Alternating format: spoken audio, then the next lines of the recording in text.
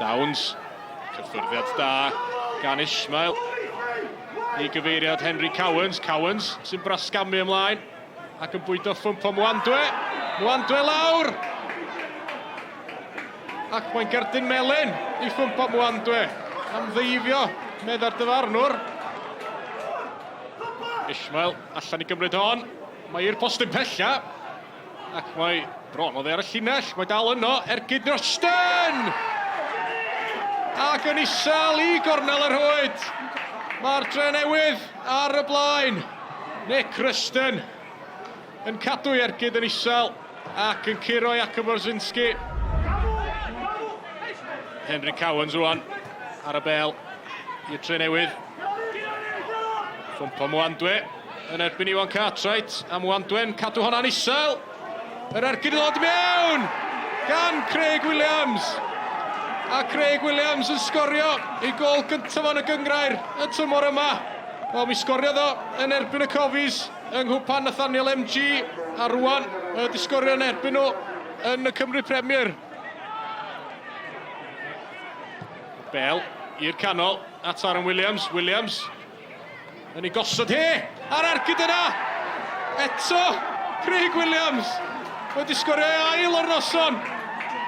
A'r Drenewydd tair ar y blaen bellach.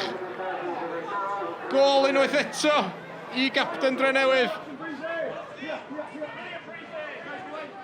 Gwaith da gan Jamie Breeze i adennill hwnna. Mae Breeze yr eilydd ar y chwith. Cyffyrddiad da gan Aaron Williams, a mae o'n ei derbyn hyn ôl.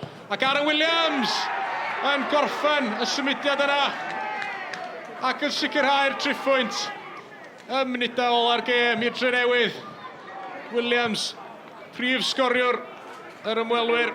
4 o'r 10 sydd ganddo fo am y tymor bellach.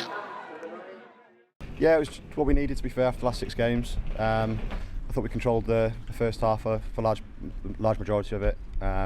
Maybe if I had one criticism, a little bit sloppy in the final third, with some good situations we didn't take advantage of. And in the second half, we scored some very, very good goals. They had a little spell, we changed the system, the lads adapted really well. So overall, can't have too many complaints with that, to be honest. Tymod, da ni methu ennill catcha. Tymod, da ni'n iawn i chwarae ffwrdd catcha, ond rhaid ni sortio hwn allan. Da ni'n siarad efo'r bechgyn i fan rwan, a mae rhaid ni dod i fan efo rhywbeth, cos mae hwnna ddim digon da. Ac fel ti'n deud, ar y funud, gyd o'r bais i ar fi am heddiw. Yeah, I managed to steal my first one off Zelly's toes, which he's not too impressed about. And the second one, Az has put a great little ball through, and it was just there for me to hit. So luckily I caught it really well, and it's fizzed into the back of the net. So delighted with that, but yeah, delighted with the 3 points.